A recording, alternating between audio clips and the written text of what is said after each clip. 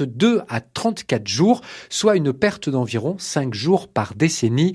Les Alpes du Sud avec la France sont les plus touchées. La tendance est plus forte sous les 2000 mètres. Ce phénomène s'explique par la hausse des températures qui accentue les pluies et la fonte des neiges.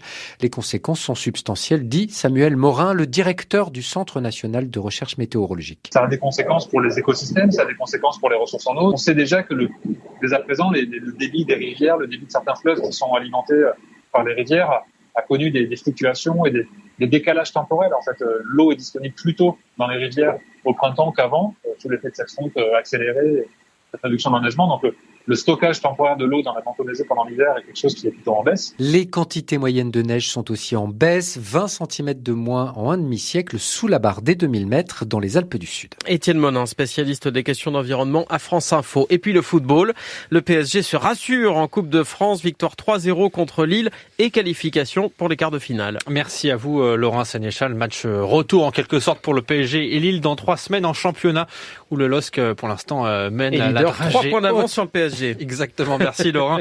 La météo, Sophie Bria, la Bretagne qui est sous le soleil dès ce matin. Et ce ciel lumineux s'étend jusqu'à la Manche, le sud-ouest, le Languedoc-Roussillon et la Provence. Ailleurs, c'est bien nuageux avec averses et toujours un vent de nord qui souffle à 40-50 km/h. Cet après-midi, les nuages s'étendent sur les 3/4 du pays avec des averses entre les Hauts-de-France et le bassin parisien. Et seul le golfe du Lion et la Bretagne profitent d'un beau soleil. Les températures sont en baisse ce matin. Il fait de -1 à 9 degrés. Et cet après-midi, il fait de 6 à 14 degrés. Sophie Bria.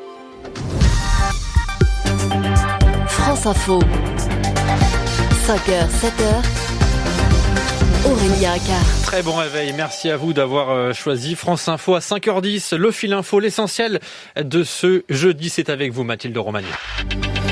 Confinement total ou seulement le week-end en Ile-de-France et dans les Hauts-de-France? Réponse du gouvernement ce soir. Le Premier ministre Jean Castex donnera une conférence de presse à 18h face à une nouvelle flambée de l'épidémie de Covid-19. 38 000 nouveaux cas ont été détectés ces dernières 24 heures selon Santé publique France.